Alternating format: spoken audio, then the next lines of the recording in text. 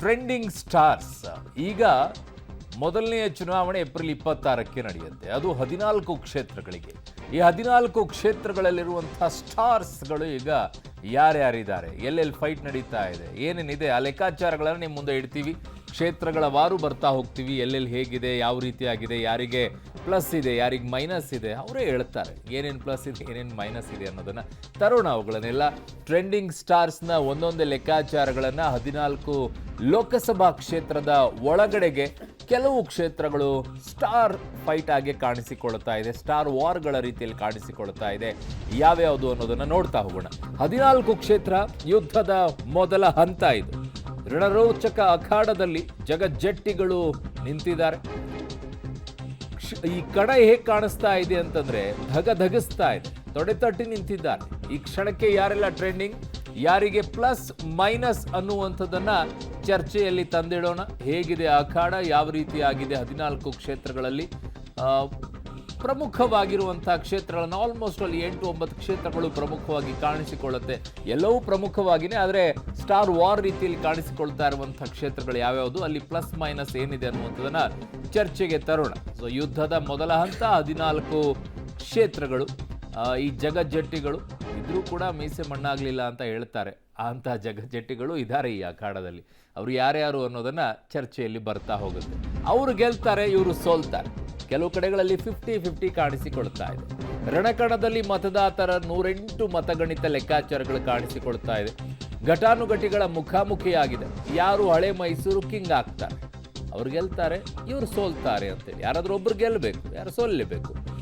ಕೆಲವು ಕ್ಷೇತ್ರಗಳು 50-50 ಅನ್ನೋ ರೀತಿಯಲ್ಲಿದೆ. ಆ ಕ್ಷೇತ್ರಗಳು ಹೇಗಿದೆ ಅಂತಂದ್ರೆ ಅಲ್ಲಿ ಯಾರು ಗೆಲ್ತಾರೆ, ಯಾರು ಸೋಲ್ತಾರೆ ಅನ್ನುವಂಥ ಲೆಕ್ಕಾಚಾರ ಹೇಳೋಕ್ಕೂ ಕೂಡ ಕಷ್ಟ ಆಗ್ತಾ ಇದೆ. ಆ ಪರಿಸ್ಥಿತಿಯಲ್ಲಿ ಕೆಲವು ಕ್ಷೇತ್ರಗಳು ಕಾಣಿಸಿಕೊಳ್ತಾ ಇದೆ. ಸೊ ಹಾಗಾಗಿ ಈಗ ಯಾವ್ಯಾವ 50-50ಗಳಿದ್ದಾವೆ, ಏನು ಹೇಳ್ತಾರೆ ಅದಕ್ಕೆ ಸಂಬಂಧಪಟ್ಟಂಥ ವಕ್ತಾರರು, ಯಾವ ರೀತಿಯಾಗಿ ಆಯಾ ಕ್ಷೇತ್ರಗಳು ಪೈಪೋಟಿಯನ್ನು ನೀಡೋಕೆ ಸಜ್ಜಾಗಿದೆ, ಎದುರಾಳಿಗಳ ಬಗ್ಗೆ ಏನು ಮಾತನಾಡ್ತಾರೆ, ಆ ಕ್ಷೇತ್ರಗಳ ಜನ ಏನು ಮಾತನಾಡ್ತಾರೆ, ಇವುಗಳೆಲ್ಲವೂ ಕೂಡ ನಿಮ್ಮ ಮುಂದೆ ಇಡುವಂತಹ ಪ್ರಯತ್ನವನ್ನು ಇವತ್ತಿನ ವಾರ್ ರೂಮಲ್ಲಿ ನಾವು ನಿಮ್ಗೆ ಮಾಡ್ತೀವಿ. ಮೊದಲನೇ ಹಂತದ ಚುನಾವಣೆ ಏನಿದೆ 14 ಕ್ಷೇತ್ರಗಳಿಗೆ, ಅದರಲ್ಲಿ ಟಾಪ್ ಮೋಸ್ಟ್ ಆಗಿರುವಂಥ ಕ್ಷೇತ್ರಗಳೀಗ ಅಖಾಡಕ್ಕೆ ತರ್ತಾ ಇದ್ದೀವಿ ನಮ್ಮ ವಾರ್ ರೂಮಲ್ಲಿ ಚರ್ಚೆಗೆ. ಸೊ ಈ ವಾರ್ ರೂಮ್ನಲ್ಲಿ ಇರುವಂಥ ಈ ಸಬ್ಜೆಕ್ಟ್ಗಳ ಬಗ್ಗೆ ತಗೊಂಬರೋಣ. ಮೊದಲ ಹಂತದ ಚುನಾವಣೆ ಅಂತಿಮ ಘಟ್ಟದದೇ ಈಗ ರಣಕಣ ಬರ್ತಾ ಇದೆ. ಹಳೆ ಮೈಸೂರು ಭಾಗದ 11 ಕ್ಷೇತ್ರಗಳೀಗ ಹಾಟ್ ಫೇವರೇಟ್ ಆಗಿ ಕಾಣಿಸಿಕೊಳ್ತಾ ಇದೆ. ಹಳೆ ಮೈಸೂರು ಭಾಗದ 11 ಕ್ಷೇತ್ರಗಳೇ ಹಾಟ್ ಫೇವರೇಟ್ ಆಗಿದೆ. ಚಿತ್ರದುರ್ಗ, ದಕ್ಷಿಣ ಕನ್ನಡ, ಉಡುಪಿ, ಚಿಕ್ಕಮಗಳೂರು ಕ್ಷೇತ್ರಗಳಲ್ಲಿ ಫೈಟ್ ಜೋರಾಗಿದೆ. ಮೈತ್ರಿಗೀಗ ಅಗ್ನಿ ಪರೀಕ್ಷೆ. ವಿಧಾನಸಭೆಯ ಚುನಾವಣೆಯಲ್ಲಿ ಕಾಂಗ್ರೆಸ್ ಕಮಾಲ್ ಮಾಡಿತ್ತು. ಸೊ ಬಿಜೆಪಿಯಿಂದ ಹಳೆ ಮೈಸೂರು ಭಾಗದಲ್ಲಿ ಹಲವು ಕಡೆಗೆ JDS ಸೋಲೋ ಪರಿಸ್ಥಿತಿಗಳು ಬಂದಿತ್ತು. ಅದರ ಅರಿವಾಗಿನೇ JDS ಬಿಜೆಪಿ ಜೊತೆಗೆ ಮೈತ್ರಿ ಮಾಡಿಕೊಳ್ಳುವಂಥ ಅನಿವಾರ್ಯತೆಯೂ ಕೂಡ ಅವರಿಗೆ ಬಂತು. ಯಾವ ಅನಿವಾರ್ಯತೆ ಅವರಿಗೆ ವಿಧಾನಸಭೆಯಲ್ಲಿ ಸೃಷ್ಟಿ ಆಯಿತು, ಅದೇ ಅನಿವಾರ್ಯತೆಯನ್ನು ಬಳಕೆ ಮಾಡಿಕೊಂಡು ಲೋಕಸಭೆಯಲ್ಲಿ ನಾವು ಜೊತೆಗೆ ಮೈತ್ರಿ ಹೋಗೋಣ ಅಂತೇಳಿ ಮುಂದಾದರು. ಸೊ ಹಾಗಾಗಿ ಈಗ ಹಳೆ ಮೈಸೂರು ಭಾಗದಲ್ಲಿ JDS ಬಿಜೆಪಿ ಒಂದಾಗಿರೋದು ಕಾಂಗ್ರೆಸ್ಸಿಗೆ ಬೆನಿಫಿಟ್ ಆಗುತ್ತಾ, ಇಲ್ಲ ಮೈತ್ರಿಗೆ ಡ್ಯಾಮೇಜ್ ಆಗುತ್ತಾ? ಕಳೆದ ಬಾರಿ ಕಾಂಗ್ರೆಸ್ JDS ಒಂದಾದಾಗ ಅದು ಡ್ಯಾಮೇಜ್ ಆಗಿದ್ದೇ ಮೈತ್ರಿಗೆ, ಆದರೆ ಬಿಜೆಪಿ ಆಗಿರಲಿಲ್ಲ ಆ ಸಂದರ್ಭದಲ್ಲಿ. ಸೊ ಈಗ ಬಿಜೆಪಿ JDS ಮೈತ್ರಿಯಿಂದಾಗಿ ಕಾಂಗ್ರೆಸ್ ಟಕ್ಕರ್ ಕೊಡುವ ಪ್ಲಾನ್ ಗೇಮ್ ಮಾಡ್ಕೊಳ್ತಾ ಇದ್ದಾರೆ. ಗ್ಯಾರಂಟಿ ಜೊತೆಗೆ ಸಿದ್ದು ಪ್ಲಸ್ DK ಶಿವಕುಮಾರ್ ಜೋಡಿಯಿಂದ ಕಮಾಲ್ ಅನ್ನುವಂಥ ವಿಶ್ವಾಸದಲ್ಲಿ ಕಾಂಗ್ರೆಸ್ ಇದೆ. ಹಾಗಾಗಿ ಮೊದಲ ಹಂತದ ಚುನಾವಣೆಯಲ್ಲಿ ಓಲ್ಡ್ ಮೈಸೂರು ರಣರೋಚಕವಾಗಿ ಕಾಣಿಸಿಕೊಳ್ತಾ ಇದೆ. ಬೆಂಗಳೂರು ಗ್ರಾಮಾಂತರ, ಮಂಡ್ಯ, ಮೈಸೂರು ಈ ಲೋಕಸಭಾ ಕ್ಷೇತ್ರಗಳತ್ತ ಸಿಕ್ಕಾಪಟ್ಟೆ ಕಣ್ಣಾಯಿಸ್ಕೊಂಡಿದ್ದಾರೆ. ಸ್ಪೆಷಲಿ ಬೆಂಗಳೂರು ಗ್ರಾಮಾಂತರಕ್ಕೆ DK ಶಿವಕುಮಾರ್ ಅವರಿಗೆ ಒಂದು ರೀತಿಯಾಗಿ ಗೆಲ್ಲಲೇಬೇಕು ಅನ್ನುವಂಥ ಅನಿವಾರ್ಯತೆ, ಈ ಕಡೆಗೆ ಮೈಸೂರನ್ನ ಗೆಲ್ಲಲೇಬೇಕು ಅನ್ನುವಂಥ ಅನಿವಾರ್ಯತೆ ಸಿದ್ದರಾಮಯ್ಯನವರಿಗೆ, ಮಂಡ್ಯವನ್ನು ನಾನು ಹಿಡಿದಿಟ್ಕೊಳ್ಳೇಬೇಕು ಅನ್ನುವಂಥ ಅನಿವಾರ್ಯತೆ ಕುಮಾರಸ್ವಾಮಿ ಅವರಿಗೆ. ಎಷ್ಟು ಮಜಾ ಇದೆ ಅಲ್ವಾ ಎಲ್ಲ ಕ್ಷೇತ್ರಗಳು. ಒಂದೊಂದು ಕ್ಷೇತ್ರದ ಹೇಳ್ತಾ ಹೋದ್ರೆ ಹೀಗೆ ಇದೆ. ನೋಡಿ ಏನೆಲ್ಲ ಮಾತನಾಡಿದ್ದಾರೆ, ಚರ್ಚೆಗೆ ಬರೋಣ. ರಾಜ್ಯದ ಆಡಳಿತ ನಡೆಸ್ತಕ್ಕಂಥವರು ಅವರ ಪ್ರಾಮಾಣಿಕತೆ, ಅವರ ನಡವಳಿಕೆಗಳೇನಿದೆ, ಯಾವ ರೀತಿಯ ಆಡಳಿತದ ಮುಖಾಂತರ ಧರ್ಮ ಅಧರ್ಮಗಳು ನಡೀತಾ ಇದೆ, ಅದಕ್ಕೆ ಒಂದು ಅಂತಿಮ ತೀರ್ಪು ಕೊಡಿ ಅಂತಕ್ಕಂಥದ್ದು ಮನವಿ. ಈ ಜಿಲ್ಲೆಯಲ್ಲಿ ಯಾವ್ಯಾವ ರೀತಿಯಲ್ಲಿ ಎದುರಾಳಿಗಳನ್ನು ಇವತ್ತು ಧಮಕಿ ಹಾಕಿ, ಹಣದ ಆಮಿಷಗಳನ್ನು ಒಡ್ಡಿ, ಅಧಿಕಾರಿಗಳ ಮುಖಾಂತರ ಸುಳ್ಳು ಕೇಸ್ ಬುಕ್ ಮಾಡಿ, ಪ್ರತಿನಿತ್ಯ ಜನಕ್ಕೆ ಹಿಂಸೆ ಕೊಟ್ಕೊಂಡು, ಒಂದು ಮನೆಗೆ ಹೋಗಿ ರಸ್ತೆ ಇದ್ದರೆ ರಸ್ತೆನೇ ಕ್ಲೋಸ್ ಮಾಡ್ತಕ್ಕಂಥದ್ದು, ನಮ್ಗೆ ಓಟ್ ಹಾಕಲ್ಲ ಅಂತೇಳಿ, ಇದು ಇವ್ರು ಮಾಡಿರ್ತಕ್ಕಂಥ ಒಂದು ಕಾಣಿಕೆ ಈ ಜಿಲ್ಲೆ ಜನಕ್ಕೆ ಕೊಟ್ಟಿರ್ತಕ್ಕಂಥದ್ದು. ಇದು ಹೋಗಬೇಕು ಅಂತಕ್ಕಂಥದ್ದು ನನ್ನ ಇವತ್ತಿನ ಸಂದೇಶ. 5 ಗ್ಯಾರಂಟಿಗಳನ್ನು ಘೋಷಣೆ ಮಾಡೋದು. ಇವತ್ತು ಈ 5 ಗ್ಯಾರಂಟಿಗಳನ್ನ 8 ತಿಂಗಳಲ್ಲಿ ಜಾರಿ ಕೊಟ್ಟಿದ್ದೀವಿ. ನಾನು ಯಾಕೆ ಈ ಮಾತನ್ನ ಹೇಳ್ತಾ ಇದ್ದೀನಿ ಅಂತಂದ್ರೆ, ಬಿಜೆಪಿಯವರು ಏನು ಹೇಳಿದ್ರು ಅದನ್ನ ಮಾಡಲಿಲ್ಲ. ನಾವೇನು ಹೇಳಿದ್ದು ಅದನ್ನು ಮಾಡಿದ್ದೇವೆ, ನುಡಿದಂತೆ ನಡೆದಿದ್ದೇವೆ. ಈ ನಾಡಿನ ಬಸವಾದಿ ಶರಣರು ನುಡಿದಂತೆ ನಡೆದಂತವರು, ನಾವು ಕೂಡ ನುಡಿದಂತೆ ನಡೆಯಬೇಕು.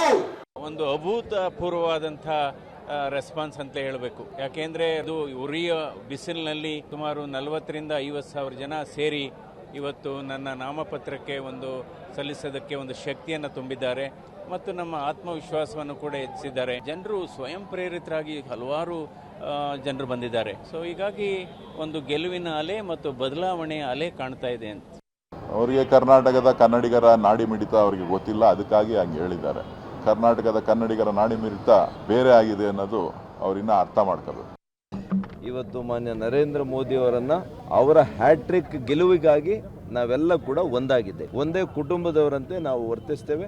ಇವತ್ತು ಅಭ್ಯರ್ಥಿ ನಾನು ಇರ್ಬೋದು, ಆದರೆ ಇವತ್ತು ನರೇಂದ್ರ ಮೋದಿ ಅವರು ಪ್ರಧಾನಿ ಮಾಡುವಂತ ಚುನಾವಣೆ. ಹಾಗಾಗಿ ಇವತ್ತು ನಾವೆಲ್ಲ ಕೂಡ ಏನೇ ವೈಯಕ್ತಿಕ ಆಸೆ ಆಕಾಂಕ್ಷೆಗಳು ಏನೇ ಇದ್ರೂ ನಾವು ಬದಿಗಿಟ್ಟು ನಾವು ಖಂಡಿತವಾಗಿಯೂ ಕೂಡ ಪಕ್ಷದ ಪರ ಅತಿ ಹೆಚ್ಚಿನ ಮತಗಳನ್ನ ಈ ಕ್ಷೇತ್ರದಿಂದ ಕೊಡಿಸೋದಕ್ಕೆ ಎಲ್ಲರನ್ನು.